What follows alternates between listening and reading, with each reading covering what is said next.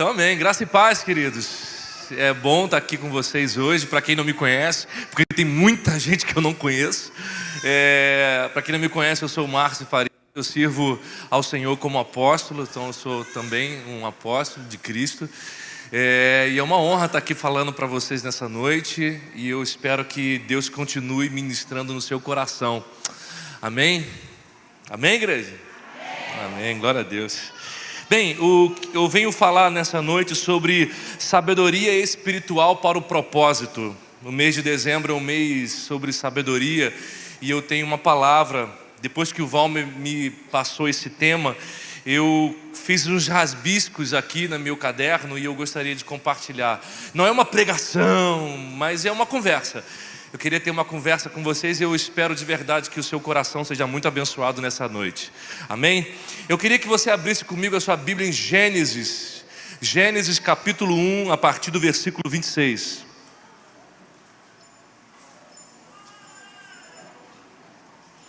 Gênesis capítulo 1, a partir do versículo 26. O tema é a sabedoria para viver o propósito. Amém? Quantos querem sabedoria de Deus? Levanta a sua mão assim bem alto. Amém, eu também quero. Eu também quero. Gênesis 1, então vamos falar sobre propósito. Gênesis 1, a partir do versículo 26. Diz assim as escrituras sagradas: Também disse Deus: façamos o homem à nossa imagem, conforme a nossa semelhança. Tenha ele domínio sobre os peixes do mar, sobre as aves dos céus, sobre os animais domésticos, sobre toda a terra e sobre todos os répteis que rastejam pela terra. Criou Deus, pois, o homem à imagem de Deus o criou, homem e mulher os criou. E Deus os abençoou e lhes disse: sede fecundos, ou multipliquem-se, multiplicai-vos, enchei a terra e sujeitai-a, dominai-a sobre os peixes do mar, sobre as aves do céu e sobre todo animal que rasteja pela terra. E disse Deus ainda: eis que vos tenho dado todas as ervas que dão semente e se acham na superfície de toda a terra, e todas as árvores em que há fruto que dê semente, isto vos será por mantimento. Amém? Curva a sua cabeça no seu lugar mais uma vez. Pai, muito obrigado por essa tarde, muito obrigado pela oportunidade que a sua palavra, que está em Cristo Jesus, faça-se viva no meio de nós e que o Espírito Santo seja como aquela chuva serôdia, Senhor, aquela chuva que faça a sua semente regar nos nossos corações e que a tua palavra se transforme em nós e nós na sua palavra, em nome de Jesus Cristo. Amém. Bem, falar sobre propósito é uma coisa muito interessante, porque sem dúvida nenhuma, propósito é uma das palavras mais difundidas no mundo pós-moderno. Nesse período que a gente está vivendo aqui, não vou falar palavras muito difíceis não. Nesse período que a gente vive, a gente abre as redes sociais e nós somos enxurrados de informações a respeito de propósito. É uma demanda grande, inclusive. Para quê? É óbvio, para que a gente viva o propósito de Deus na nossa vida. Para que a gente viva o propósito na vida pessoal, para que a gente viva o propósito na vida familiar, para que a gente viva o propósito. Há uma demanda muito grande para isso. E no mundo evangélico, obviamente, existe um apelo para que isso aconteça, porque ninguém gosta de ninguém parado. Principalmente no mundo evangélico, mas também no mundo fora do mundo evangélico. Existe uma necessidade onde as pessoas encontrem em si a ideia de propósito. A gente parece inclusive uma linguagem meio coach, mas não é coach, mas também é coach. Mas existe esse apelo grande, esse apelo: viva o seu propósito. Você já sabe o que você vai ser na vida, aonde você está, aonde você quer chegar, o que você quer ser. Você está perdido, existe um problema de identidade, o que você quer ser, enfim, existe esse apelo grande. Nesse tempo então é muito forte. Viva o propósito que Deus tem para a sua vida. Inclusive uma coisa que a gente ouvia bastante, pelo menos na minha época quando eu me converti, era Deus tem, a palavra propósito ela foi atualizada, porque antigamente era Deus tem um chamado na sua vida. Ok, mas qual é o chamado que eu tenho na minha vida? Ou então entregava-se uma profecia para mim dizendo: Deus tem uma grande obra na sua vida. Tá, mas qual é essa grande obra? Enfim, todo mundo tem um propósito, todo mundo tem um chamado, todo mundo tem uma grande responsabilidade daquilo que foi colocado na terra para ser. Todo mundo. Você pode dizer assim: mas Márcio, não, eu estou a par disso, eu estou alienado dessa circunstância toda. Tem gente que diz: eu não sei o que eu vou fazer. Tem gente que diz: eu estou meio perdido. Tem gente que diz: eu não sei para onde eu vou, eu tomei um caminho e eu me frustrei, agora eu estou meio perdido, para onde eu vou, o que eu faço, quem eu sou, de onde vim, para onde vou. Enfim, é muita gente falando sobre isso. E tem muita gente, inclusive dentro da igreja, que está perdida dentro disso.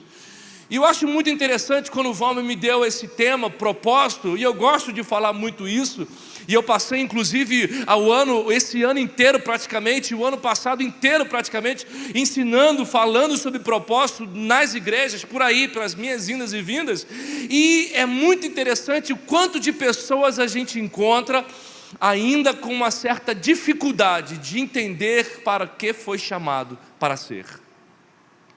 Não sei se de repente é uma falta de uma figura masculina dentro de casa que lhe dê apoio, que lhe dê instruções, que lhe dê métricas e metas, certezas, convicções. Mas existe muita gente que vive perdido em relação ao propósito, ou que até começou no propósito, mas se perdeu no meio dele. Isso também acontece. Então, como eu disse, as redes sociais estão cheias dessas perguntas. Qual é o seu propósito? Qual é o seu propósito? Nós aqui já cansamos de perguntar isso para as pessoas. Qual é o seu propósito? E vamos fazer essa pergunta mais uma vez. Eu queria que você virasse carinhosamente para a pessoa que está do seu lado, perguntasse para ela: qual é o seu propósito? Bem, o mundo de vendas, para que você alcance o seu propósito, é certamente abundantemente agressivo, porque você não pode ficar sem entender o que você foi chamado para ser. Só que é uma coisa interessante que eu quero chamar a atenção de vocês dessa noite. Por quê? O que é propósito? O que é propósito? Propósito, o significado de propósito, da palavra propósito significa cumprir ou finalizar um motivo pelo qual algo existe.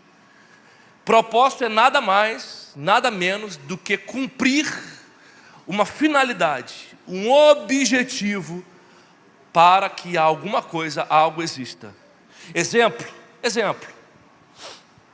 O propósito da faca é cortar, o propósito do fogo é queimar, o propósito da água é molhar, o propósito do veneno é matar, o propósito do remédio é curar. E o propósito do ser humano, qual é?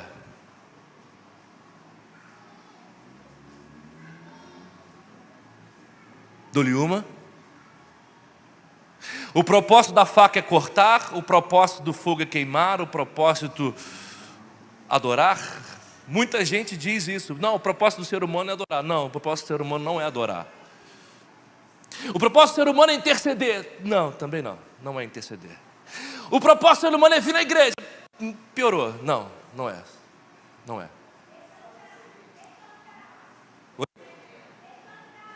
Oi? Dou-lhe uma? Não estou entendendo. Tira a máscara, por favor. Eu não entendi nada.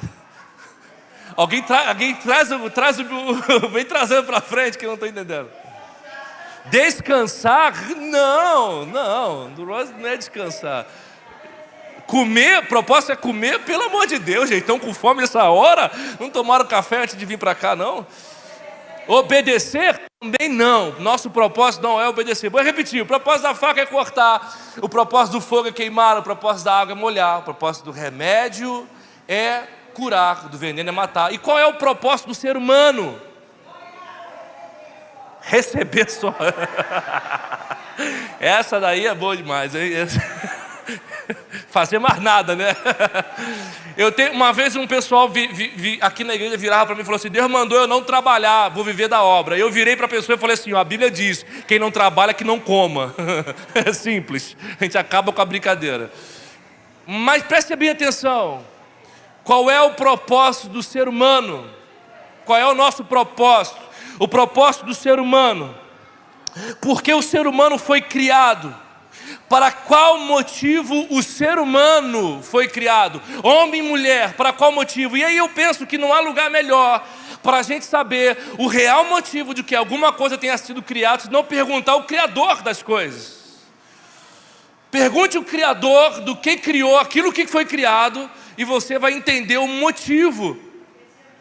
Tem gente que compra alguns eletrodomésticos para dentro de casa e o eletrodoméstico não sai de dentro da caixa porque a pessoa não sabe como usar aquele negócio. Graças a Deus aqui não tem gente com isso não tem. Tem gente que compra um carro, por exemplo, e não lê o manual de instrução. Homem aqui também não faz isso. Todo mundo que tem carro aqui leu linha após linha do manual de instrução que está lá no porta-luva do seu carro. Eu tenho certeza disso. Tem gente que compra, que tem celular de não sei quantos R$1.000, que eu não sei porque gastar um celular não sei quantos R$1.000, que tem função que não sabe para que serve. Preste bem atenção, as coisas foram criadas para um determinado objetivo, para um determinado propósito. E às vezes a gente obtém coisas que a gente não sabe, então a gente não usa aquilo com a sua finalidade plena. A gente não consegue entender, compreender. E aí, trazendo isso para uma experiência humana, a gente não consegue viver plenamente, porque a gente não conhece o nosso propósito. A gente vive buscando felicidade, indo atrás de prazeres. A gente quer ir para a praia para ver o mar, para poder ter paz. Está chateado, vou para a praia, quero ver o mar. Tenta dar 3 pulinhos também, porque de repente ajuda, né? Um banho de sal grosso também limpa. A gente vive atrás de coisas, mas por que a gente vive às vezes as angústias existenciais? Por que às vezes a gente se sente não pertencente mais a um determinado lugar? Por que às vezes a gente não consegue compreender as coisas que a gente faz? Não é por causa do outro, é por causa de nós, é porque a gente não entende o nosso real propósito. E quando a gente não entende o nosso real propósito, a gente não consegue viver, a gente consegue apenas sobreviver. Porque a gente é como gado, a gente está sendo guiado junto com uma massa e a nossa capacidade de raciocínio fica comprometida. E as Escrituras dizem que o ser humano, o livro de Gênesis, esse texto que nós acabamos de ler, ele retrata exatamente o momento em que o ser humano foi criado. Disse Deus: façamos o homem conforme a nossa imagem, segundo a nossa semelhança. E as Escrituras dizem que o ser humano foi criado segundo a imagem e a semelhança de Deus. Ele disse: façamos o homem segundo a nossa imagem, segundo a nossa semelhança. O homem foi feito segundo a imagem de... O homem foi feito segundo a imagem segundo a imagem de Deus. E em Jesus, Deus ele é definido, ele é claramente definido como um Deus de amor. Em Cristo Jesus não existe o Deus Todo-Poderoso. Porque se Deus fosse o Todo-Poderoso, quando aquele ladrão da cruz falasse assim, mostre o seu poder, desce da cruz, ele teria descido. Ele abriu mão de mostrar o seu poder. Ele falou assim: eu não quero ser conhecido como um Deus de poder, eu quero ser conhecido como um Deus de amor. Porque a palavra de Deus diz lá em Filipenses que Ele se esvaziou de si, por amor a nós. O próprio livro de João diz que Deus amou o mundo de tal maneira que entregou o seu Filho unigênito, para que todo aquele que nele crê não pereça, mas tenha vida eterna. Deus em Jesus Cristo, a imagem de Deus é definida como um Deus de amor. Inclusive no Novo Testamento encontramos essa referência como uma única referência do que Deus é. Se você pode ler do livro de Mateus até o livro de Apocalipse, você vai ver uma única referência definindo Deus é amor. Ponto final. Deus é amor. Olha para a pessoa que está no celular e fala assim: Deus é amor. Deus é amor.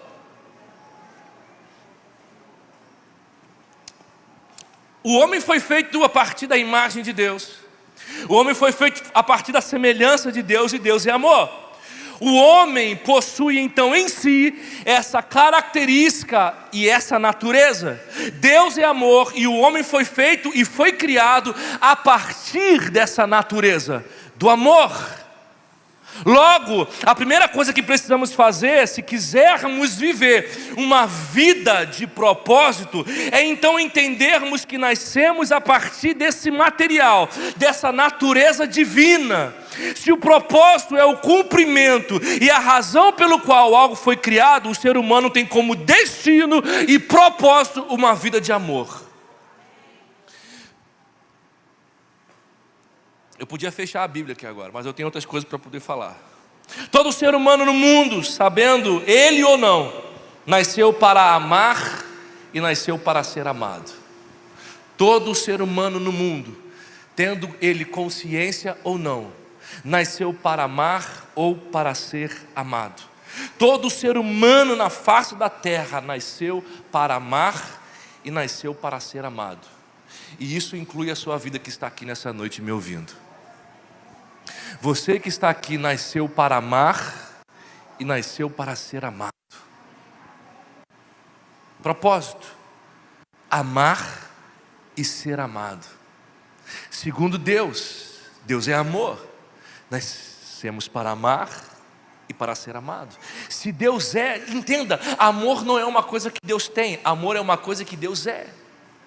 Se nós fomos feitos segundo essa natureza e segundo essa característica, e se o propósito pelo qual algo existe é manifestar a sua finalidade, e se eu tenho essa finalidade em mim, então a minha vida não pode ser nada mais, nada diferente do que isso: o amor.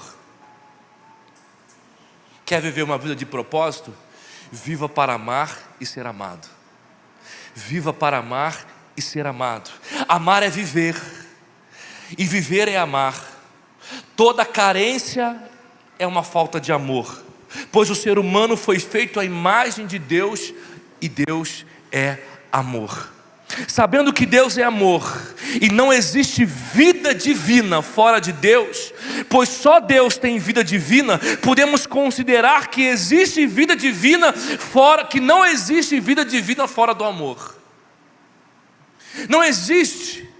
A gente tenta viver, a gente tenta produzir futuros, a gente tenta produzir sentido na nossa vida, mas quando a gente foge dessa lógica, a gente foge do propósito pelo qual fomos criados. É um carro na gasolina sem instalação de gás querer funcionar no gás. É como de repente uma pipa querer voar sem vento. Uma coisa depende da outra. É como de repente você querer ouvir a minha voz lá de trás. Eu sei esse microfone. É fácil você me ouvir lá atrás, está me ouvindo, porque eu tenho um microfone, mas agora fica difícil. Por quê? Porque eu estou usando uma coisa que dê sentido, que dê solução. A gente não pode achar que eu posso viver sem o amor de Deus, e que eu posso funcionar pelas lógicas seculares, pelas lógicas, qualquer lógica, sem antes entender que o principal, a força motriz que move as nossas ações e os nossos comportamentos é o amor de Deus em nós, que opera a partir de nós. Porque se não for pelo amor, é o homem que age. Que homem? O homem caído. Mas quando agimos pelo amor, somos então manifestamos então a verdadeira natureza que Cristo está restaurando em nós todos os dias quando nos relacionamos com Ele. Então entenda que para viver propósito de Deus, eu tenho que viver baseado no amor, porque nada que eu faça fora do amor produz vida divina? Nada. Se eu faço baseado nas minhas próprias intenções, se eu faço baseado nos meus lucros pessoais, se eu faço baseado nos meus próprios critérios e achismos, ao invés de eu produzir vida divina no outro, eu retiro a vida do outro. Então olha para a pessoa que está do seu lado e fala para ela assim: olha, ande no amor, pois todas as vezes que você anda no amor, você produz vida divina. Quem ama vive e só vive quem ama. Sem o amor o mundo deixa de existir. Sem amor o mundo deixa de existir, porque fora do amor só há destruição e morte. Fora do amor só existe destruição, angústia e morte. O mundo só existe pois ainda há nele resquício de amor. Porque se não houvesse resquício de amor pelas partes do mundo, todos nós já teríamos nos matado. Haja vista quando a gente está estressado e a gente não consegue mais ouvir quem mora na nossa própria casa. A gente já pensa em tantas coisas. Se eu faço isso com quem mora na minha própria casa, imagine quem eu convivo quase poucas vezes dentro de uma comunidade evangélica. Ainda mais quando eles falam coisas diferentes daquilo que eu acredito. Sem amor o mundo se destrói. Sem amor o mundo não constrói. Sem amor o mundo não vive. E uma vida de propósito é baseada numa vida de amor. Na ausência de amor não há vida. Só há julgamento, só há estratificação social. Numa relação de amor só há condenação e morte. Fora da fonte não há vida, só há sobrevida. Fora da fonte existimos, mas não funcionamos. E eu entendo que hoje essa palavra ela trouxe muito sentido para muitas coisas na minha vida. E uma das coisas que eu passei a pensar em Deus e a nutrir em Deus é que eu tenho que não apenas existir como marido, existir como pai, existir como irmão, existir como pessoa. Eu tenho que viver. E é maravilhoso quando você está perto de uma pessoa que ela produz vida para você. É chato a gente andar com gente chata. Lá no trabalho, às vezes as pessoas falam assim: ai, fulano tem como é que eles chamam? Alguma coisa dessa, uma energia negativa. Fulano tem uma energia negativa. Aí eu falei assim: fulano não tem energia negativa, fulano é chato. Não existe energia. Energia é 220, 110. Quer sentir energia? Bota o dedo na tomada. Você vai sentir energia que vai arrepiar os seus cabelos. Se fulano tem energia negativa, uma vez eu fui num hotel de luxo muito bom num país aí qualquer, e aí quando a gente entrou com um grupo, ai, que energia boa, maravilhosa. Não, querido, é luxo, é caro, é por isso que a energia é boa. Não tem energia boa, é porque é caro, é R$1.000 a diária, por isso que você está achando que a energia é boa. Quer que a sua casa seja assim? Troca tudo, tira as coisas velhas, deixa o marido, tira a coisa velha de casa e bota tudo novo para você ver que a energia vai fluir, vai fluir. Não existe energia ruim, existe gente chata. E é ruim a gente andar com gente chata, porque gente chata parece que vai consumindo de nós as nossas energias.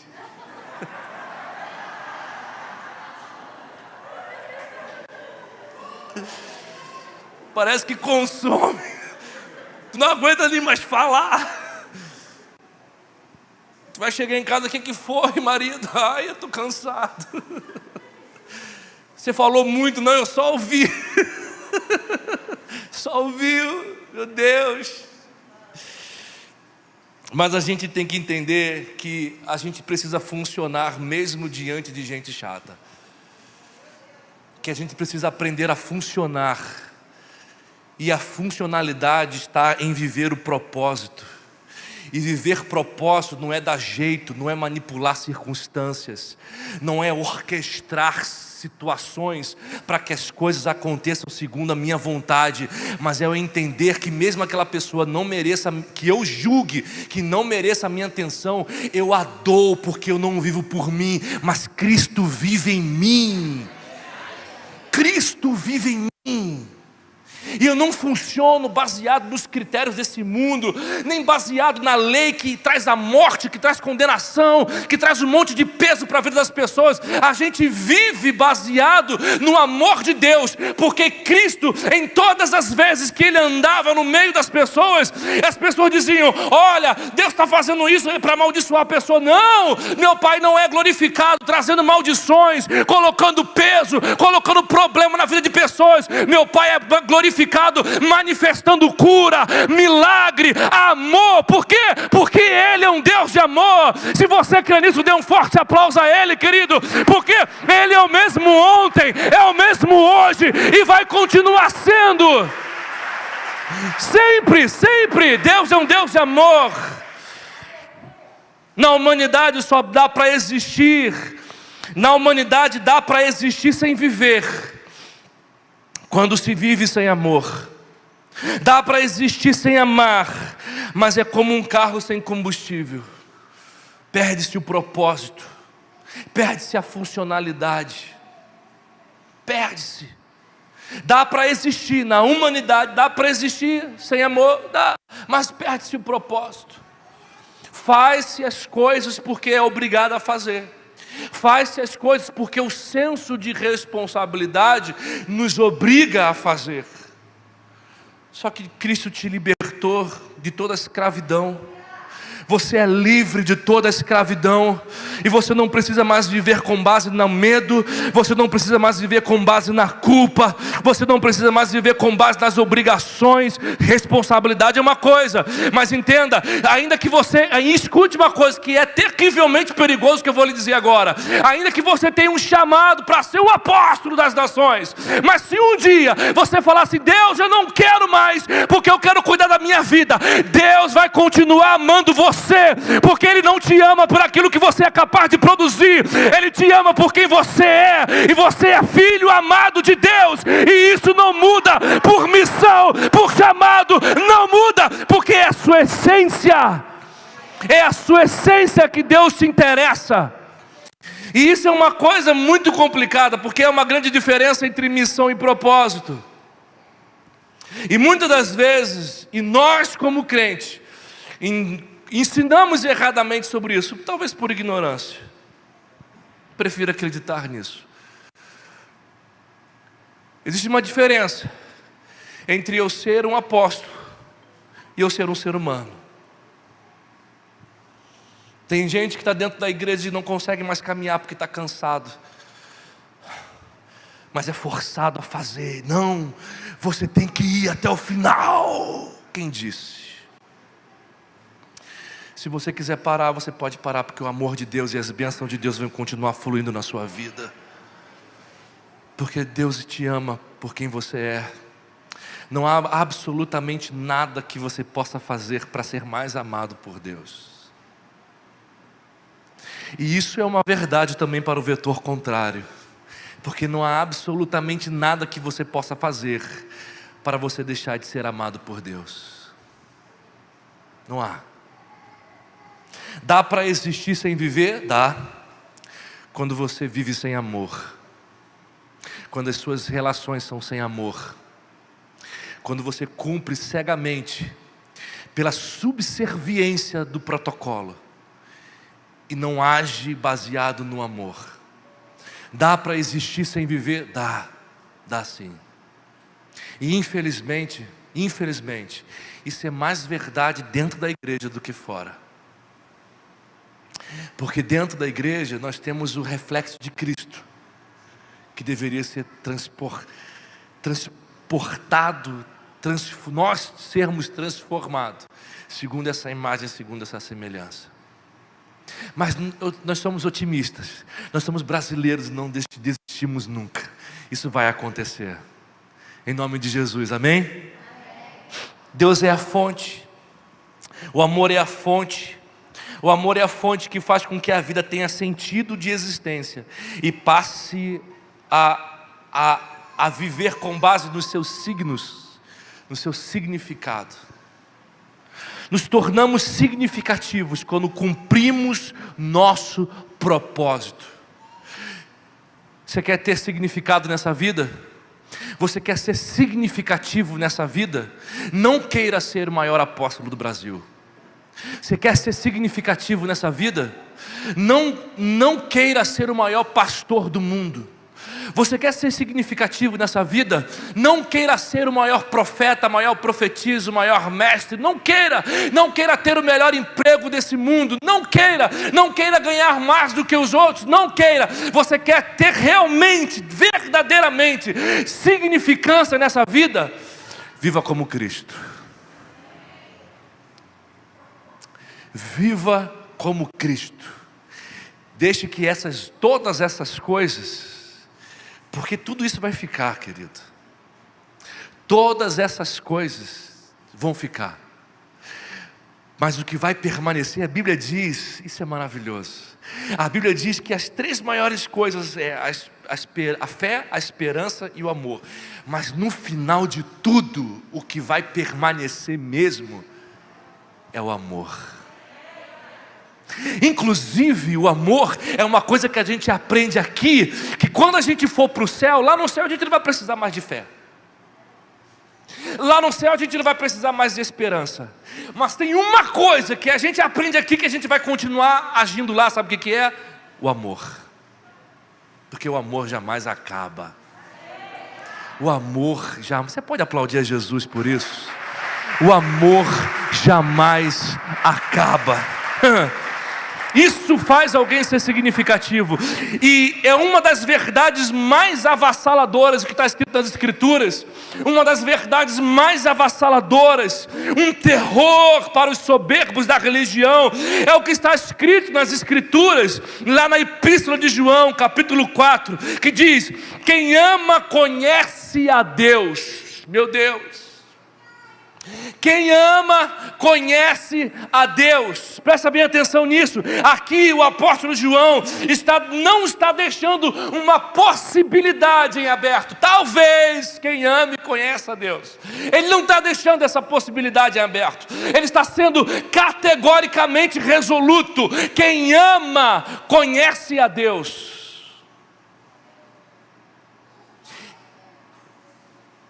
E aí eu me sou levado a fazer a seguinte pergunta para nós aqui nessa noite: a gente conhece a Deus?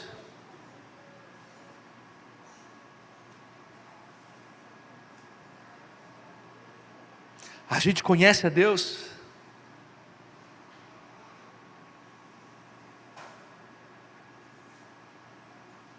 Para a gente refletir. Quem ama, conhece a Deus. Conhecer a Deus não é uma informação. Conhecer a Deus não faz parte de um processo informativo. Deus não quer ser conhecido por processos informativos. Deus quer ser experimentado.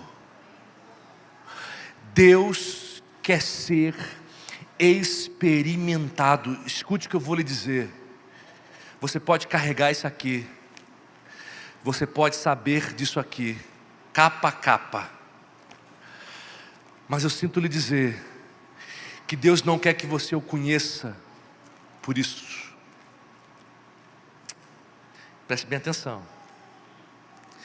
Conhecer a Deus pela informação de quem Deus é, não lhe torna semelhante a Ele. O que lhe torna semelhante a Ele são as experiências que você passa a ter com Ele. Obviamente que todas as experiências que você tem com Ele está ligado aqui, porque Deus não foge à sua palavra. Deus não foge à sua palavra. Hoje é o dia da Bíblia. Deus não foge à sua palavra. Todas as experiências que você tem, não foge. Só que Deus não é uma informação. Deus é uma experiência. Deus é um ser de experiência. Então se você está aqui hoje, Deus quer ter uma experiência com você. Se você vai para a sua casa orar, Deus quer ter uma experiência na sua casa orando. Se você está no trabalho orando, Deus quer ter uma experiência com você lá. Deus quer relacionamento. Deus é um Deus relacional. Isso já está cansado de a gente aprender sobre isso. E a maior experiência de Deus está onde? No amor. Pois Deus quer ser conhecido nas relações amorosas. Deus quer ser reconhecido. Quer viver uma vida com propósito? Reveja a forma como você se relaciona com as pessoas. Quer que Deus te use? Não fique orando, pedindo a Deus dons de línguas de rabaxê cantará. Para com isso. Se a sua relação não for de amor, os suas metralhadoras de língua não servem para absolutamente nada. Nada. Porque o que nos torna semelhantes a Jesus Cristo, e esse é o verdadeiro propósito, segundo Romanos, não é que a gente seja levantado ao maior músico do mundo, não é que a gente seja levantado como o maior apóstolo das nações, não é que eu percorra os 4 cantos dessa terra pregando. Se eu não tiver amor, de nada me valerá ser, de nada, de absolutamente nada. Por isso a gente precisa repensar a maneira como a gente se relaciona, a maneira como a gente age, a maneira como a gente se coloca. Porque Deus é amor, e nós fomos criados segundo a sua natureza. Se eu fujo disso, eu perco o meu propósito. Se eu saio dessa lógica, eu perco o meu propósito. Eu perdi o propósito de ser. Como eu disse, conhecer Deus não é uma informação. Deus não é conhecido por processos informativos. Quando qualquer pessoa ama, está cumprindo o mandamento de Deus. E quando uma pessoa sem a informação de Deus é amada, essa se encontra com Deus. Presta atenção nisso. Portanto, quando você destina amor a uma pessoa, fique ligado, é mistério profundo e glorioso. Olha o anjo rodando. Quando você destina amor a uma pessoa, que você julga, que você considera como não merecedora desse amor, você cumpre o mandamento de Deus. E quando essa mesma pessoa recebe do seu amor, ela se encontra com Deus. Agora, por outro lado, quando você reclusa o amor a essa mesma pessoa, que você julga não merecedora da sua atenção e do seu amor, você, além de não cumprir o mandamento de Deus, você deixa de manifestar o seu propósito e você nega a existência de Cristo dentro de você. Isso é as Escrituras.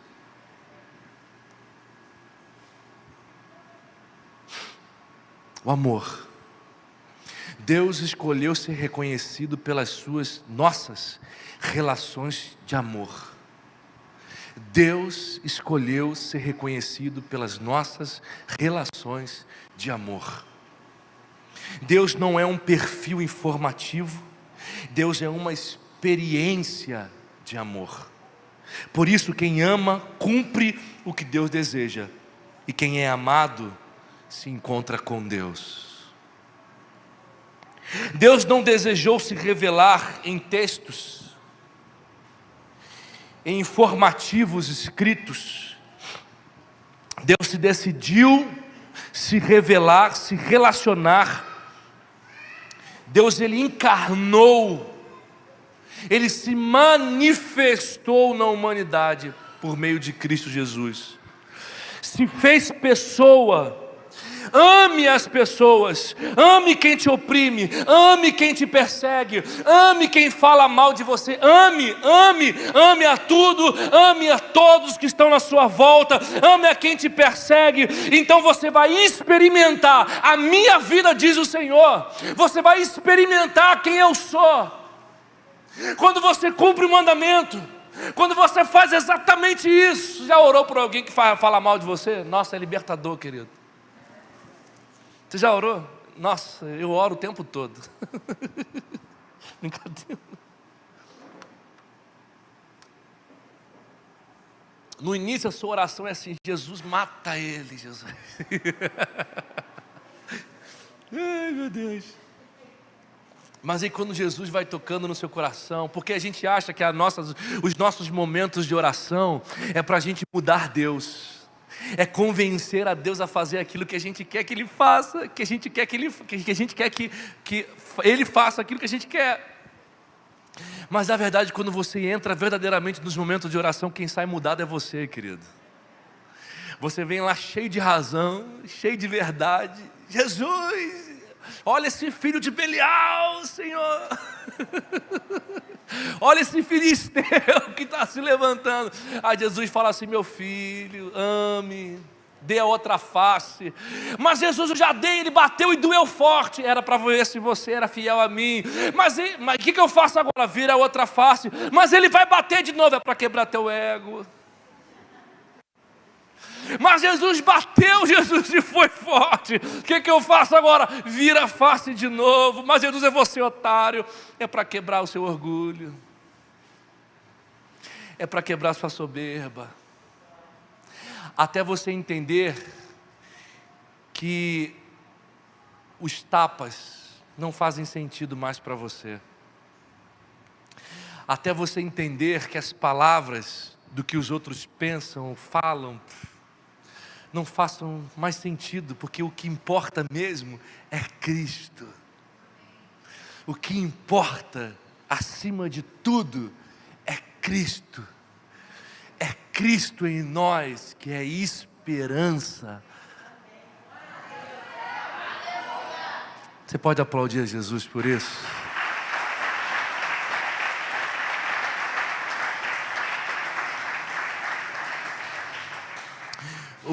Um homem uma vez, teve um homem que ele foi estudar a origem da religião. Ele foi estudar lá, ele não foi pegar conceitos contemporâneos para estudar a religião. Ele foi muito, de forma antropológica, estudar a origem das religiões. Como que a religião surgiu, da onde a religião surgiu, por que a religião surgiu e para que a religião surgiu. E sabe o que ele descobriu?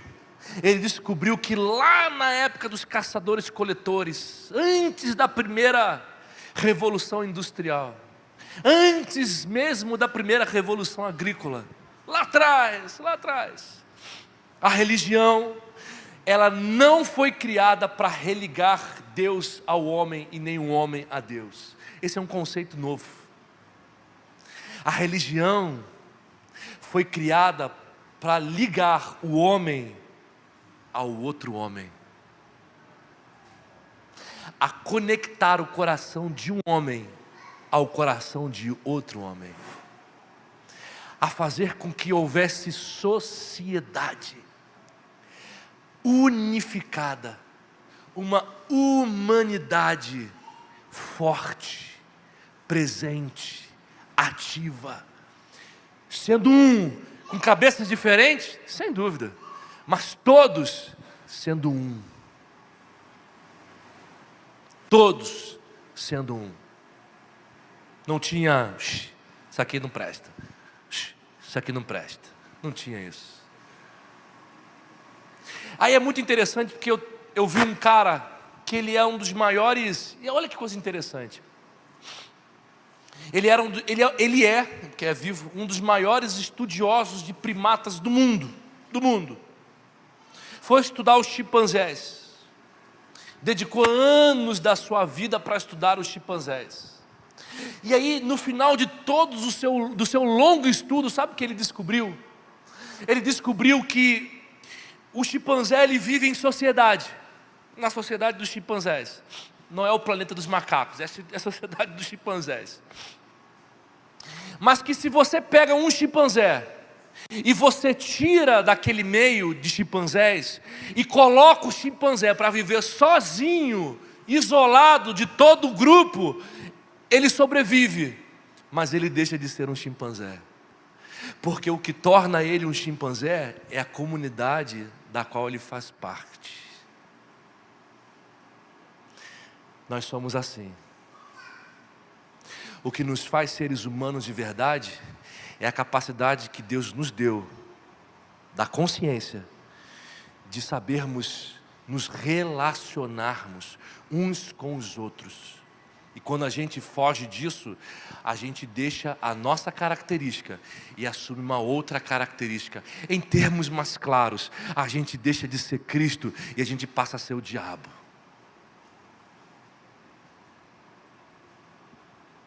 Porque Deus nos criou seres humanos.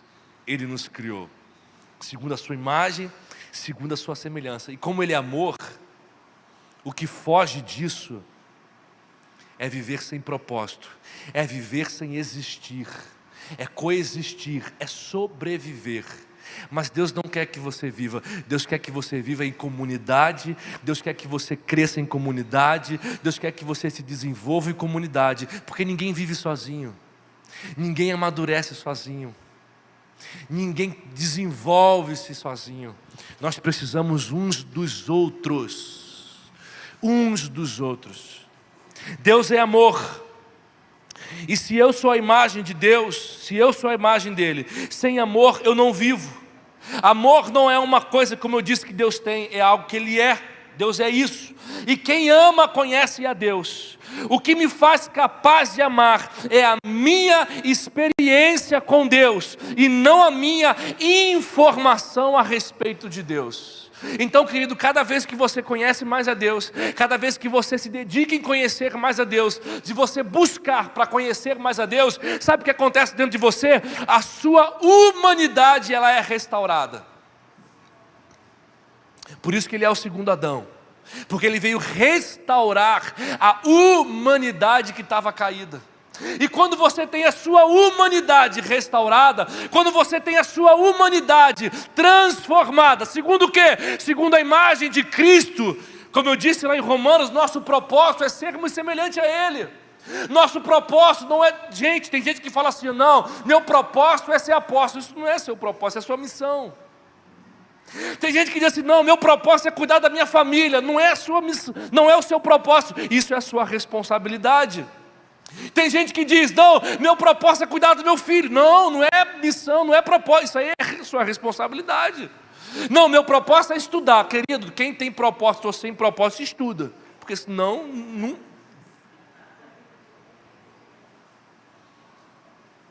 Segundo o livro de Romanos, a Bíblia diz assim, olha, que Ele nos predestinou para sermos conforme a imagem do seu Filho. Ou seja, Ele lá de trás nos deu um destino final, um ponto de chegada. E que lugar é esse? É ser apóstolo? É ser pastor? É liderar a igreja? É ter muitas células? É ser o maior músico do Brasil? É ser isso? É ser... Não! O meu propósito verdadeiro como ser humano é ser segundo Cristo Jesus, segundo a sua imagem, segundo a sua semelhança, e ponto final. As outras coisas é a missão que Deus colocou na sua vida. Você pode ser um músico, você pode ser um professor, você pode ser um empresário, você pode ser um profeta, você pode ser um apóstolo, aí você pode ser o que você quiser, mas como ser humano, o seu propósito é ser segundo a Jesus Cristo, é amar e ser amado, amar e ser amado. Quando, ao invés de amar, eu julgo, quando ao invés de amar eu julgo, eu privo a pessoa de conhecer o amor de Deus, porque Deus escolheu ser reconhecido nas relações daquele que ama. Por isso, quando eu não amo, eu privo o outro de conhecer a Deus. Eu fecho a porta na cara da pessoa e eu digo, você está entregue à própria sorte, eu te condeno à própria sorte, faz o que você quiser na sua vida. Eu também não vou lhe dar amor, porque eu acho que você não é merecedora de amor. não é merecedora de outra chance, enfim, não é merecedor. Quando eu faço isso, eu fecho a porta. Só que nós somos chamados não é para fechar portas da vida de ninguém. Nós somos chamados para sermos respostas e soluções para a vida de outras pessoas. Ainda que a pessoa ela faça o que ela quiser fazer da vida dela, mas a minha posição como homem e mulher, como ser humano, o meu propósito é liberar o amor de Deus para aquela pessoa. Libere o amor de Deus, queridos, libere. Mas fulano é chato, deixa ele ser chato, às vezes a gente também é. Mas fulano fala demais, às vezes a gente também fala. Mas fulano faz isso de errado. Para de medir o outro com uma régua moral. Olha para a sua vida. Será que você não erra? Você é santo, santo, santo. Então leva logo, Deus. Não é nem para estar aqui. Enoque que andou com Deus, meu filho. O passo de Enoque foi tão grande que ele foi parar no céu. Você está fazendo o que aqui? A gente vive julgando e condenando as pessoas com base numa régua moral. Nós viramos moralistas.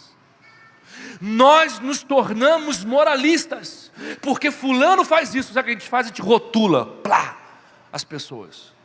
A gente rotula pelo que a pessoa fez, pelo que a pessoa faz. As nossas relações são baseadas nisso, nesses rótulos. Só que Jesus fala assim: olha, se eu não coloquei rótulo em você, por que tu coloca rótulo nas pessoas? Se eu te amo sabendo tão chato que você é, o tão cri-cri, você, às vezes eu fico olhando assim, é sério, verdade, às vezes eu olho Deus assim e falo assim: Deus, eu achando que eu estou abafando no céu, mas Deus fica falando assim: Márcio, você é mimizento, você é cheio de nhenhenhezinho, cara, e a gente acha que está abafando, está tudo fluindo, mas você é chato. Cutuca a pessoa que está do seu lado, fala assim: você é chato, mas Deus te ama, e eu também te amo, com toda a sua chatice, com toda a sua mimimi, porque o meu propósito é amar. Fala para si, repita comigo: meu propósito é amar, porque uma vida sem amor é viver uma vida sem propósito. Quantos creem nisso? Dê um forte aplauso a Jesus. Revivamos o propósito de Jesus na terra. Deus não nos chamou para construirmos impérios, Deus nos chamou para construirmos pessoas. E não é pessoas com base nas manipulações da minha própria vida, dos meus próprios conceitos e achismos. Eu não tenho uma verdade. A gente acha que a gente tem uma verdade para pregar para as pessoas. A gente não tem verdade alguma. A gente tem que falar de Cristo para as pessoas. É Cristo que tem que ser o ponto principal, a base, a estrutura central das nossas relações. Porque se não for Cristo, sou eu. E quando eu entro, querido, aí o negócio quebra. Não existe mais relações. Porque a gente quer brigar, a gente quer fazer a nossa vontade, a gente quer estabelecer o nosso eu. E é eu, e acabou. Porque não existe diálogo no eu. Não existe. Deus é amor. Deus escolheu ser reconhecido por meio das relações humanas. A Bíblia diz: ninguém jamais viu a Deus, mas quando decidimos amar, decidimos revelar a Cristo. A gente olha para a igreja, as pessoas passando um problema terrível, e a gente fala assim: olha para Jesus, cadê Jesus? Cadê Jesus? As pessoas passando os seus problemas, vivendo inclusive as suas carências, e a gente olha assim: já é maduro na fé, tem que olhar para Jesus. Cadê Jesus? Me mostra Jesus. Você não é o poderoso? Me mostra Jesus. Cadê Jesus aqui? Aqui nessa noite, Caminho Santo. Aonde está Jesus, igreja? Cadê Jesus? Se a gente não entender que o meu propósito é revelar a Cristo através das minhas ações, queridos, Jesus não vai fazer de novo aquilo que Ele já fez. É minha responsabilidade, porque eu fui semeado, segundo a semente dele, o que está escrito lá em Pedro, ele semeou na terra, para que da terra frutificasse frutos, outros filhos, semelhantes a Jesus. Se eu não revelar a Cristo, através das minhas ações, quem você acha que eu vou revelar?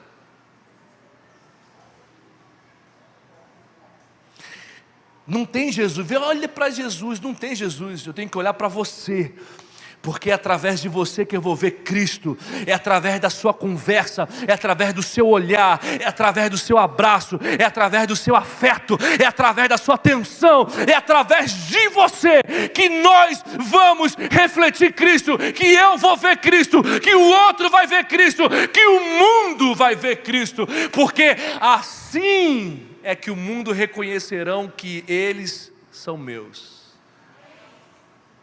É o que está escrito.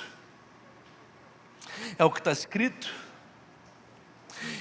Quer viver uma vida de propósito? Ame e se permita ser amado. Ame e se permita ser amado.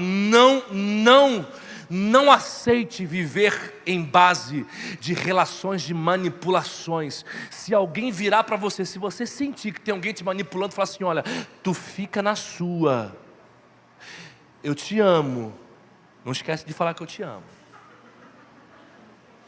mas eu não vou me submeter a essa relação de manipulação, porque Cristo me libertou do império das trevas, e não é você que vai colocar o inferno de novo dentro da minha vida. Não é ninguém. Ah, mas é insubordinação, é insubmissão. Vai aprender Bíblia. Não aceite viver na culpa. Não aceite viver no jugo. Cristo te libertou do império das trevas. Querido, eu vou lhe falar uma coisa. Escute o que eu vou lhe dizer. As nossas ações são escatológicas. As nossas ações, os nossos comportamentos como cristãos são escatológicos. Sabe o que significa? É que as nossas ações como cristãos ou antecedem o céu, ou antecedem o inferno na vida de alguém.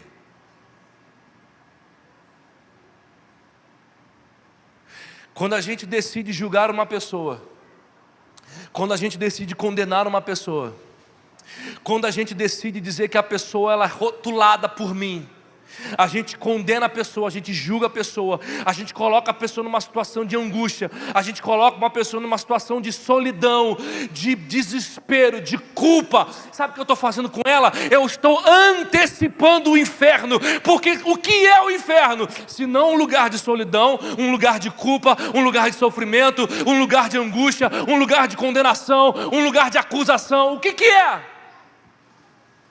Quando Jesus fala sobre o inferno, querido, às vezes a gente pensa no inferno lá, mas esses são os infernos existenciais, que às vezes uma palavra mal falada, uma palavra maldita, a gente consegue antecipar o inferno na alma da pessoa, e ela sai dos ambientes completamente destruída. Por outro lado, se a gente consegue trazer o inferno para a alma de alguém, a gente também consegue trazer o céu para a alma dessa pessoa. A gente consegue trazer paz, a gente consegue trazer justiça, a gente consegue trazer alegria, a gente consegue trazer pertencimento, a gente consegue trazer afeto, a gente consegue trazer amor, a gente consegue fazer com que essa alma seja salva. Por isso, sabe o que Deus está falando? Quando você sair daqui desse lugar, porque aqui todo mundo é bonitinho, mas quando a gente sair desse lugar e nos depararmos com as pessoas que a gente julga não ser merecedora, repensemos na forma como as nossas condutas, porque a gente precisa trazer o céu para elas e não afastá-las de nós, levando elas diretamente para o inferno, se elas não tiverem maturidade bíblica. Que a gente tenha palavras de amor, que a gente tenha palavras de compaixão, que a gente tenha palavras de afeto, que a gente tenha palavras que envolvam as pessoas, porque as nossas ações curam, porque as nossas ações libertam, porque as nossas palavras criam raízes de afeto, restauram passados inteiros de dor. Um abraço, uma palavra. Às vezes você não precisa fazer nada, vai para a praia com ela e fica sentado vendo o mar.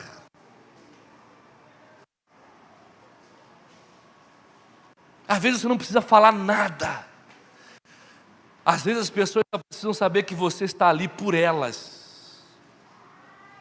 Às vezes as pessoas só precisam saber que você está ali, não para julgá-las do que ela fez de errado, não para repetir o que a alma dela já está a si próprio acusando, mas para dizer: olha, não importa o que, seja Jesus, não importa o que você fez, não importa o que você faça, eu vou sempre continuar te amando, porque foi assim que Cristo fez por mim. Quer viver com propósito? Viva com amor. Que os nossos comportamentos sejam comportamentos de amor. Se existe alguém nesse auditório que um dia quer ser apóstolo, quer ser pastor, quer ser profeta, quer ser mestre, querido, se alguém um dia que quiser ser enviado como missionário, isso tudo é secundário. A primeira coisa é viver com propósito, e o propósito é o amor. É o amor. É o amor.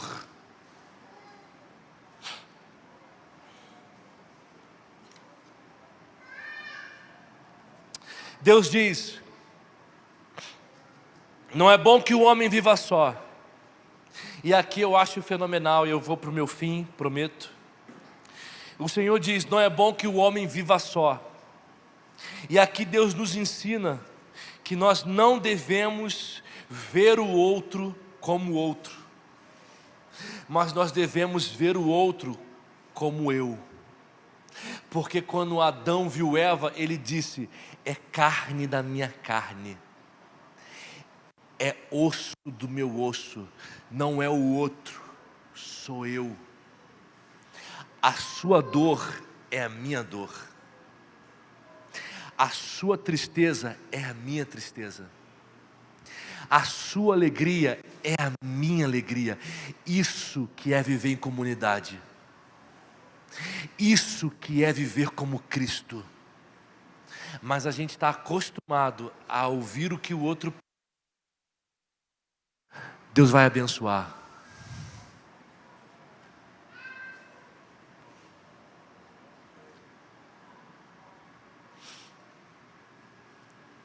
Sabe quando Deus vai abençoar?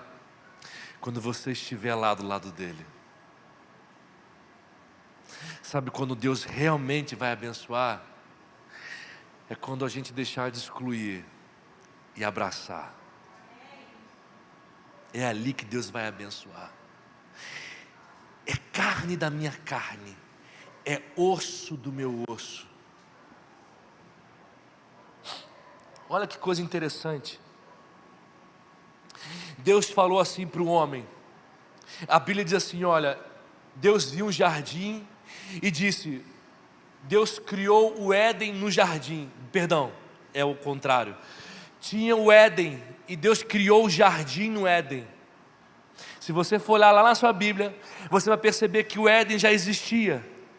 E Deus cria o jardim no Éden. Éden não é o jardim não era jardim Éden, não, o jardim não é o Éden. O Éden é o estado, é um estado de plenitude. Éden, o universo é o Éden para Deus. O Éden é um estado de plenitude, é um estado de harmonia, é um estado de delícias com Deus. E Deus, nesse lugar chamado Éden, cria o jardim. E aí Deus coloca o homem e fala assim: ó, multipliquem. E a gente acha que tem que fazer filho apenas, mas não é isso que Deus está mandando fazer. É como se Deus falasse assim: olha aqui Adão e Eva, homem e mulher, humanidade. Eu criei um jardim no Éden. Criei, e esse lugar é um lugar de delícias, é um lugar de plenitude, é um lugar de harmonia comigo. Sabe o que eu quero que vocês façam agora? Eu quero que você pegue esse metro quadrado e você transforme agora em 2 metros quadrados. E depois que você consolidar esse mais outro novo metro quadrado, que você crie mais um outro metro quadrado e tome toda a terra. Sabe por quê? Porque Deus queria e quer que a nossa casa, que a nossa vida, que as nossas geografias, que as nossas relações seja um lugar de delícia, um lugar de harmonia e um lugar de plenitude para com Deus. Com Deus. Mas quando a gente diz assim, olha, querido, deixa eu te falar uma coisa. O egoísmo, o ego absoluto, o egoísmo é aquela pessoa que quer tudo para si, mas o amor entrega tudo de si. O egocentrismo só quer ganhar tudo, enquanto o amor quer entregar tudo, quer se esvaziar de tudo. Filipenses, porque ele se esvaziou de si, se fez como forma humana, como servo, se entregou na cruz do Calvário para morrer por todos nós. Ele se entregou. Vou lhe fazer uma pergunta: quem foi que criou o diabo? Quem criou o diabo? Quem criou o diabo? Deus. Deus criou Lúcifer, um anjo de luz, belíssimo, cheio de glória e resplendor. Lúcifer criou o diabo. E sabe quando Lúcifer criou o diabo? Quando ele deixou de falar em nós para falar eu. O diabo, numa figura metafórica, é um ego absoluto, que deixou de pensar nos outros e pensou em si. Pensou para si, por si. Só que Deus não. Deus é amor. Deus se esvazia. Deus se entrega. Deus dá. Deus oferta. Deus... Nada é para mim, tudo é para vocês. Nada, porque Deus amou o mundo de tal maneira que deu o seu próprio Filho. Deus amou o mundo como? De tal. O que é esse de tal? A essência, viver com propósito, é ter a natureza humana restaurada. E isso é o que os teólogos orientais eles falam sobre um processo de teoses. Teoses é o processo de deusificação. Nós, como igreja de Jesus Cristo, precisamos cristificar-nos. Cristificar-nos, porque ninguém vive fora do amor, sem propósito, sem funcionalidade, sem função, sem funcionar. Ninguém vive fora do amor, não funciona.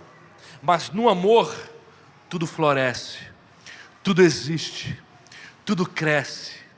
E aí eu finalizo com vocês. Eu quero ler o texto de 1 Coríntios, por favor, abra sua Bíblia em 1 Coríntios. E eu falei essa palavra aqui numa quinta-feira, uma revelação que Deus me deu.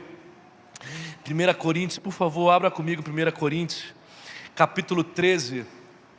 1 Coríntios, capítulo 13, eu quero finalizar lendo com vocês esse texto, mas dentro de uma revelação. Alguém pode me dar mais um copo d'água, por favor? Minha garganta está seca aqui. Obrigado. Abra comigo a sua Bíblia em 1 Coríntios, capítulo 13. A palavra que nós estamos acostumados a ler, a maneira como nós estamos acostumados a ler, diz assim: ainda que eu fale a língua dos homens e dos anjos, se eu não tiver amor, serei como um bronze que soa. Obrigado, Flor. Como soa e como um símbolo que retine. Ainda que eu tenha o dom de profetizar e conheça todos os mistérios e toda a ciência, ainda que eu tenha tamanha fé a ponto de transportar os montes, se eu não tiver amor, eu nada serei. Quando a gente fala aqui de profetizar, ele está falando sobre os profetas, as leis e os profetas. Se eu conhecer todas as leis, todos os profetas, mas se eu não tiver amor, eu nada serei. Mas olha que coisa interessante.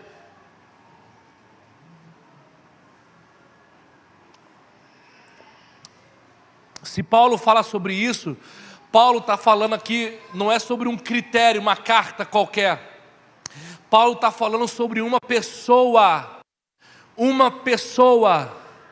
Paulo está falando sobre uma pessoa. Então eu quero ler essa carta novamente com vocês, mas agora colocando devidamente essa pessoa no seu lugar. Me acompanhe, por favor, lá no versículo 1, que diz: ainda que eu fale a língua dos homens e dos anjos, se eu não tiver Jesus, serei como um bronze que soa, ou como símbolo que retine. Ainda que eu tenha o dom de profetizar e conheça todos os mistérios e toda a ciência, ainda que eu tenha tamanha fé a ponto de transportar os montes, se eu não tiver Jesus, nada serei. E ainda que eu distribua todos os meus bens entre os pobres, e ainda que eu entregue o meu próprio corpo para ser queimado, se eu não tiver Jesus, nada disso me aproveitará. Jesus é paciente, é benigno. Jesus não arde em ciúmes, não se ufana, não se ensoberbece, não se conduz inconvenientemente, não procura os seus interesses, não se exaspera, não se ressente do mal, não se alegra com a injustiça, mas regozija-se com a verdade. Jesus tudo sofre, Jesus tudo crê, Jesus tudo espera, tudo suporta. Jesus jamais acaba. Mas havendo profecias, desaparecerão, havendo línguas, cessarão, havendo ciência, passará, porque em parte conhecemos e em parte profetizamos. Quando porém vier o que é perfeito, Jesus, então o que é em parte será aniquilado. Porque quando eu era menino, eu falava como menino, sentia como menino, pensava como menino. Quando cheguei a ser homem, desisti das coisas próprias de menino, porque agora vemos como em espelho, obscuramente, então veremos face a face. Agora conheço em parte, então conhecerei como também sou conhecido. Agora pois, permanecem a fé, a esperança e Jesus. Estes três, porém o maior destes é Jesus.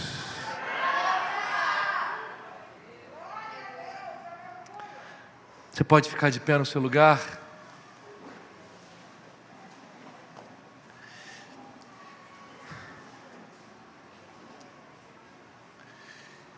Quer viver uma vida de propósitos? Pergunta para a pessoa que está perto de você: quer viver uma vida de propósito? Viva com Jesus. Quer cumprir o seu propósito na terra? Viva com amor. Viva com amor.